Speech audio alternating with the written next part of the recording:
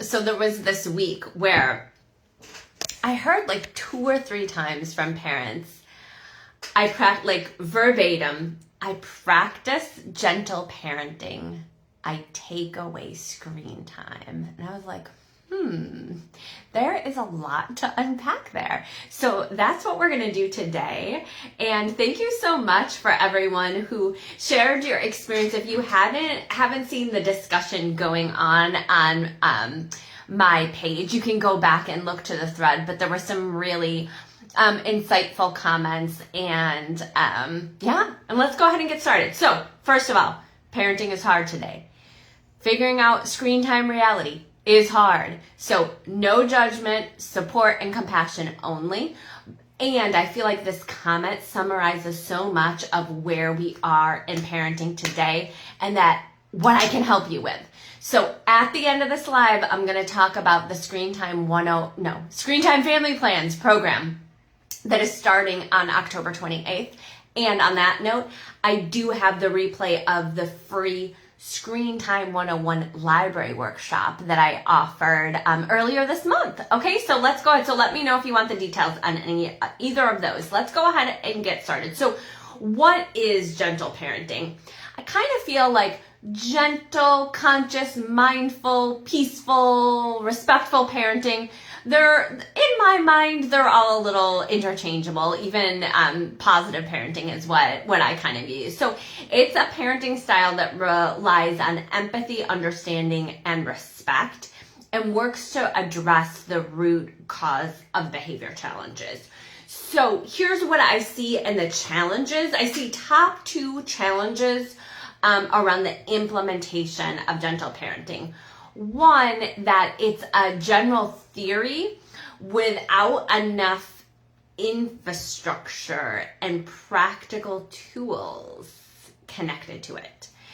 Or parents have a ton of information and think that there's an idea or concept about what gentle parenting is. Like, give choices, don't yell at your kids.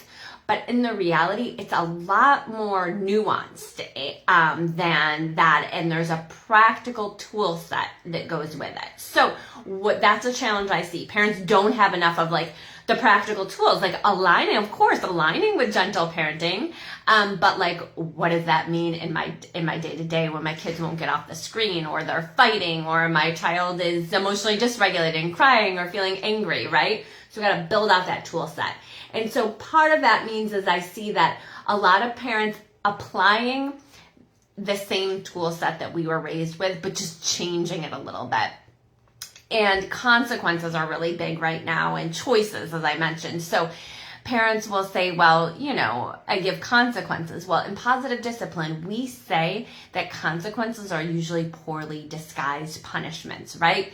They're just a new name for the same thing, where we're saying that kids are bad and need to be punished from doing something wrong, when in reality, consequences say that our kids aren't listening to us, right? I want to eliminate that variable, that most of the time our kids are cooperating with us, and that none of us need to pay for making mistakes and being human. But then on the flip side, gentle parenting, parents often focus on nurturing and being child-led without enough parental leadership. And that's why gentle parenting can get a bad name. When kids are really poorly behaved with parents who are practicing gentle parenting, because parents aren't really stepping into their leadership role. They're not holding the container, as I call it in my Happy Home Coaching, and having these high expectations, low demand, high expectations, high love for our kids, and inviting them to step into it. And so what happens is parents aren't having that clarity, right, of expectations, and then get angry or resentful when their kids behave poorly, and then end up, because we're stressed about our kids' behavior, falling back on those old fear-based discipline methods. So those are the challenges that I see with gentle parenting. So what I help parents do is, instead of focusing on consequences, because again, consequences say if our kids aren't listening to us. No. We want to say, our kids are cooperating, and unless there's like stress or unmet basic needs, right? And instead we focus on the solution, teaching life skills, modeling positive behavior, and developing positive character traits. Let me know if you're watching the replay. Yes, do you agree with that, right? And so we're focusing on the solutions and the empowerment, and also the positive relationship connection that we have with our kids, our ability to communicate effectively with our children, and to model the behavior we seek in our kids. So when parents are saying, well, I practice gentle parenting, I take away screen time, I'm like, oh, there's a lot to unpack there, right? One, we need a new tool set as parents today, and that is what I provide in my Happy Home Coaching. We don't want to have these consequences that are really poorly disguised punishments. Yet, we do want to make sure that we have follow through in place when our kids need it. And the example that I always use is, say you have a toddler who got a hold of some Sharpies and is writing on the wall. We would put a set in place to prevent that behavior from happening in the future, right? Behavior challenges are like that. We're not going to leave the Sharpies on the ground. We're going to set our kids up to be successful. And that analogy is direct because it's like what the kids are doing. What we do is we want to take that same foundation and apply it to things that are more, or that same concept, more abstract in the parenting world and around emotions. We want to meet our children's needs and focus on solutions, and make sure, again, we have those high love and high expectations. So what that means is I see parents saying that, well, my kids are only care about screen time. And so then it becomes something that we can leverage or manipulate or use to control our children's behavior, which is what a consequence and reward is. So that's the second. First, we need a new tool set today that focuses on that solutions and that effective communication, and really learning how to speak to our kids from their place of believing in their highest good, which is what kids today really respond to. And then letting go of the belief that kids need something external or an extrinsic motivator to motivate their behavior. That, oh, my kids, they won't listen to me if I don't have that. Now it's not like a gold star or cookie, it's screen time. They won't listen to me unless I'm leveraging that screen time. So we have to change that belief, and the way that we change that belief is developing a new tool set. And parents just have to see that it works in action. And so when parents do say, well, screen time is the only thing my kids care about, a lot of times I'm hearing that. I'm expecting, like, yeah, if you have like a 13-year-old, a 16-year-old, but sometimes parents with a 5, 6, 7, 8-year-old are saying that. And that's when we really want to look at best practices in your family. Because if that's what you feel like the reality is right now, then we need to look at, what your stress levels are, what your schedule is like, and probably be making some screen time changes, because children, their number one motivator is to play and have fun.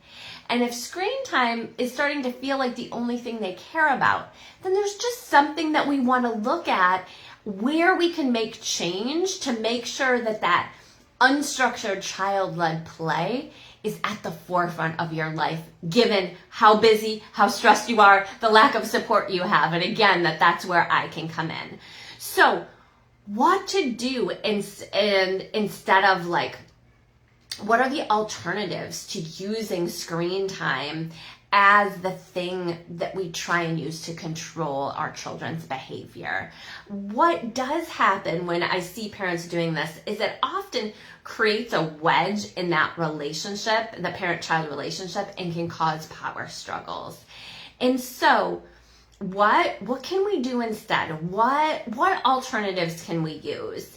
And that's exactly what I provide to parents, one, in my Happy Home, my regular Happy Home positive parenting coaching, and in the Screen Time Family Plans group coaching program that's beginning October 28th that I'll talk about at the end of the video. Okay, so we need that new tool set for guiding your kids towards cooperation naturally and learning how to have you to feel confident and secure in guiding your children with high love and high expectations. And this is low demand. I work with a lot of families who have a PDA, if you're familiar with that. This is not demanding. This is high love, high expectations. And here's the first tool that we want to do instead. We want to help you create the vision for your family and learn how to communicate it to your kids in kid speak. I promise you, kids today are motivated when parents speak from the highest good. Because children today are reasonable, they're in tune, they're compassionate, they're empathetic, and they're wired for fairness and justice. They don't need this little consequence and reward to try and pull the puppet strings on their life. No, they want to be active participants in their life. And I promise you, they are motivated by highest good. And so that's the tool set that I teach, how to communicate with your kids from this place of highest good and when to communicate. Because a lot of parenting is about timing, and it's because parental stress levels are at an all-time high. But what happens is we all have challenges in our family, but we're juggling so much that we only address the challenges with our kids when it's a problem. And guess what?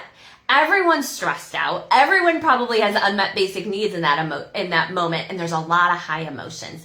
And then we end up doing more harm than good. We say things we regret. We kind of erode at that positive relationship connection with our kids. So it's learning how to speak from highest good and when to speak to your children. And quick tip, if it feels safe to do so and you do a lot of driving in your life, honestly, the car can be a great time to have these conversations. Unless in your family, the kids are fighting and everyone's hangry and tired in the car. But creating whatever it is for your family, and this is what I'm going to help you find the time to create in Screen Time Family Plans, the time to speak from highest good. And then looking not at what the consequence is, kids aren't cooperating, they're not listening, so now I'm going to punish them, but I'm going to call it a consequence. No. Instead, we're going to put in best practices for your family. What are the pillars of the routine to have in place every day or every week for your family's success? Because until then, we are just putting out fires in our family, and it's one thing is going to pop up and we got to respond to it, and then we're reacting. We don't like the way we're reacting. So coming from that place where you can be proactive, preventative best practices, coming from highest good, communicated in the calm and connected moment. And I'll tell you that process is simple. If you can take those tools and you can implement it right away, you're golden. Go ahead and do that. But for most of us, we have the skills, but you also have 50 million other things that you're juggling. And so in Screen Time Family Plans, we're going to come together in a community dedicated to your family's highest good. We're going to put best practices in place, and I'm going to teach you how to communicate effectively with your children around screen time. And so, again, I know if you're here listening, you're already highly skilled as a parent. But if you want a dedicated space to learn this tool set because you've got so many other things going on and you're I'm going to dedicate my time, because what we know about screen time is we have to take the reins. We have to lead around screen time because our children's mental health and emotional well-being is on the line. So, Screen Time Family Plans. We're kicking off October 28th, this coming Monday. 4 weeks. It's a group coaching experience. It's limited to 10 families. We'll take you through a step-by-step process for implementing sustainable relationship and brain-based screen time plans in your family. limited to 10 families. I do small group coaching programs, so you're going to get a lot of support, individualized support time. It's going to be really customized to your family. And then where the change usually really comes as in parenting is when you have a real-time support. So we will have a daily kind of messaging platform set up where you can be like, Megan, this is what I'm working on. This is how this morning went. This is how after school. This is how bedtime. And everything around your screen time plan as you roll it out, I'm going to be there every step of the way to support you, and so is the community. So the link to register, I'm going to pop it below, and just message me with any questions. We can talk things through, and just know that there is a lot to figure out and navigate around screen time, especially for those of us who are committed to gentle, conscious, or positive parenting, okay? We can do it, and it's going to take a concentrated effort with a new tool set. Okay, so I'm sending all the support, lots of love and support. Be good to yourselves, and join us for Screen Time Family Plan starting October 28th.